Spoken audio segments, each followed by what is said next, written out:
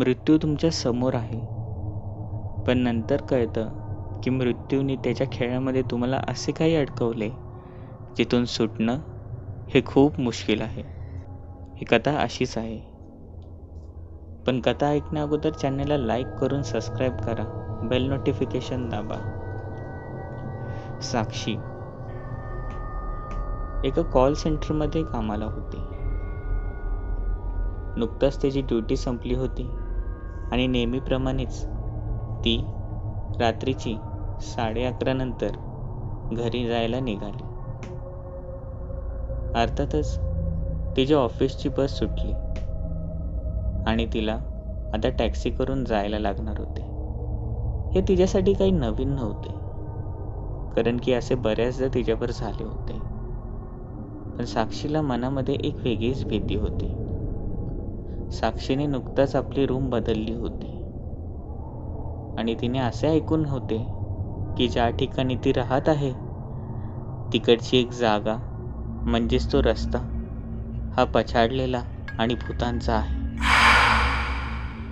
मोबाईलमध्ये ॲप्लिकेशन्स होते, ऑनलाईन बघितले, पण कोणतीच टॅक्सी रात्रीची तिथे यायला तयार नव्हती.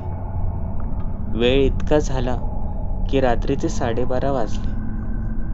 बहुतेक आता साक्षीला ऑफिसलाच थांबायला लागणार होते असे वाटत होते. ती पुन्हा जायला आतमध्ये निघाली तेवढ्यातच टॅक्सीचा एक हॉर्नचा आवाज आला. साक्षीने मागे पाहिले आणि हात दाखवला. टॅक्सीवाल्याने टॅक्सी थांबवली देखील. साक्षीने ॲड्रेस सांगितला, पण टॅक्सीवाल्याने नकार दिला. अर्थात त्याचे कारण काही वेगळेच होते. त्याने सांगितले की हे माझ्या घराच्या उलट्या दिशेने, मी तिथे जात नाही. साक्षीने 3 पट जास्त पैसे देण्याचा होकार दिला आणि तो टॅक्सीवाला तयार झाला.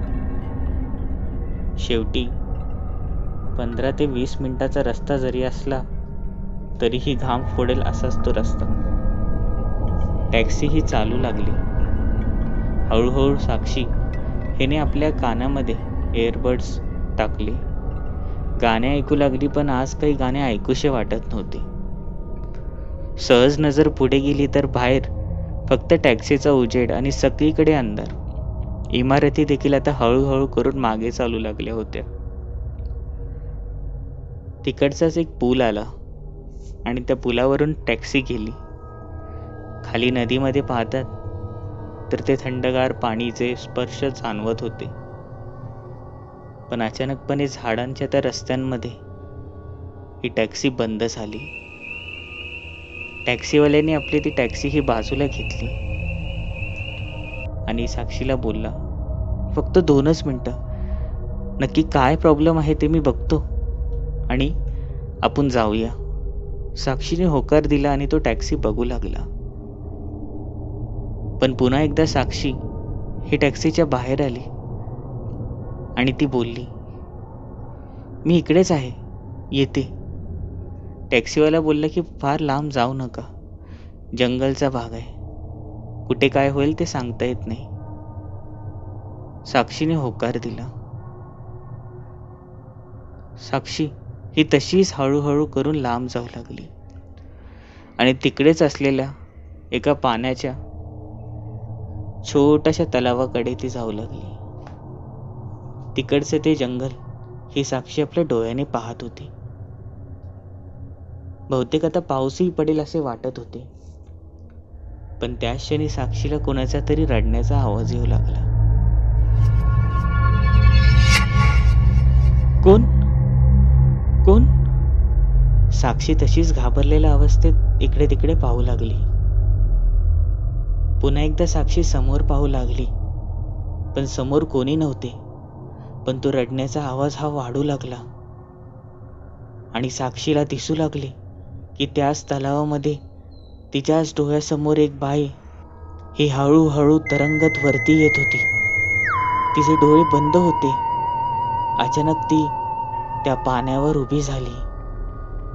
नकळत तिचे दोन्ही हात हे वरती जाऊ लागले आणि तिचे डोळे अचानकपणे उघडले आणि ती साक्षीला पाहून एक क्रूर हास्य देऊ लागली. जणू ती आता हवेत तरंगत साक्षीकडेच येत होती. साक्षी जोरात किंचाळली. साक्षी तशीच टॅक्सीकडे धावू लागली. धावत धावत ती टॅक्सी जवळ देखील आली आणि ती त्या टॅक्सीवाल्याजवळ पोचली. टॅक्सीवाला बोलला, कुठे होतात तुम्ही? मी किती हाका मारल्या, पण तुम्ही होतात कुठे? साक्षी काहीच बोलली नाही. साक्षी बोलली, लवकर टॅक्सीत बसा, बसा सांगते ना. त्या ड्रायव्हरनी कोणता विचार न करता टॅक्सीत बसला. साक्षी यावेळेला त्याच्या बाजूलाच बसली होती. तो ड्रायव्हर हा तसाच गाडी चालवू लागला. ड्रायव्हरनी सहज त्या बॅक मिररमध्ये पाहिली तर एक सावली दिसत होती आणि ड्रायव्हर बोलला, बोललो होतो ना मी, उतरू नका गाडीतून, बाहेर जाऊ नका, असेच चोर वगैरे असतात. आणि साक्षी बोलू लागली, ती चोर नव्हती, ती भूत होती, ती माझ्या मागे लागली होती. ड्रायव्हरने हे ऐकता सहज हसू लागला आणि बोलू लागला, काय मॅडम, ते चोरच असतील. पण साक्षीने नक्की काय झालं हे सांगितले नव्हते. सहजपणे साक्षीने त्याला एक प्रश्न विचारला, तुम्हाला भूतांवर विश्वास आहे का? आणि साक्षीला तो ड्रायव्हर बोलला, विश्वास? अहो काय सांगता, आयुष्याचे 5 वर्ष मी याच रस्त्यावर काढलेले आहेत. रोज इथूनच येऊन जाऊन करतो. मला अनेक लोक भेटतात, पण भूतांचा अनुभव तर कधी झाला नाही. त्याच्या चेहऱ्यावर तसंच एक हास्य होतं. आणि शेवटी साक्षीचे बिल्डिंग ही जवळ आली. साक्षीने तिथे इशारा केला आणि टॅक्सी तिथे थांबवली. तो ड्रायव्हर देखील टॅक्सीतून खाली उतरला आणि साक्षीला बोलला, तुम्हाला जर पाहिजे असेल तर मी घरापर्यंत येतो, रात्र फार झालेली आहे. पण साक्षी बोलली, नको, मी जाते.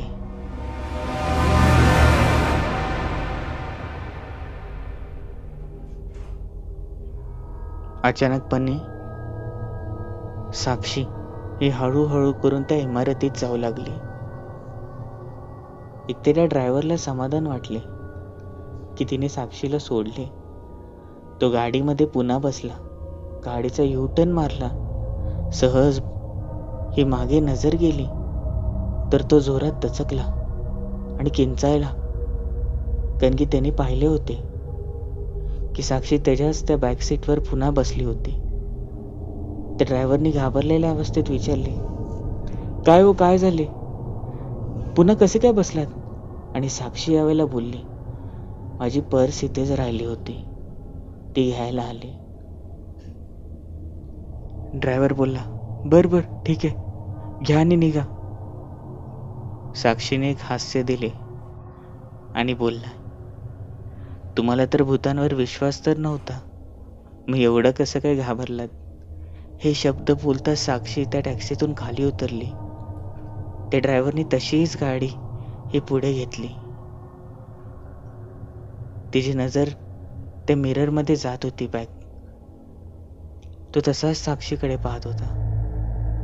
हळूहळू करून साक्षी ही अदृश्य झाली. पण इकडे तो ड्रायव्हर तसाच त्या सुमसाम रस्त्यावर जात होता. त्याच्या मनात धडकी भरली. त्याने गाडी 70-80च्या स्पीडने घेतली. अचानकपणे त्याने जोरात ब्रेक मारला आणि गाडी थांबवताच त्याने पाहिले की त्याच्या पुढे साक्षी होती. ती यावेळेला झाडाला तशीच लटकलेली होती. तो ड्रायव्हर जोरात किंचाळला, पण लटकलेल्या त्या साक्षीने आपले डोळे उघडले. ती क्रूर हास्य देऊ लागली आणि बोलू लागली, तुला भूतांवर विश्वास नाही ना? आता बघ मी तुझं काय करते. तिने तशीच टॅक्सीवर उडी मारली.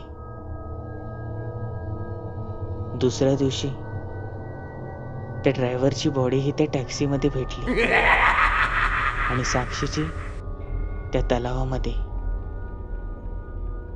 पोलीस बोलत होते, नक्कीच कोणतरी मोठा गुंड किंवा चोर असणार. या वर्षातला हा 9वा खून. काय चाललंय का या रस्त्यावर? पण हे दोघं कसे मेले हे यांनाच माहीत. ती तलावामधली बाई जी साक्षीने पाहिली होती नक्की तीच यांच्या मागे असणार, हे मात्र नक्की.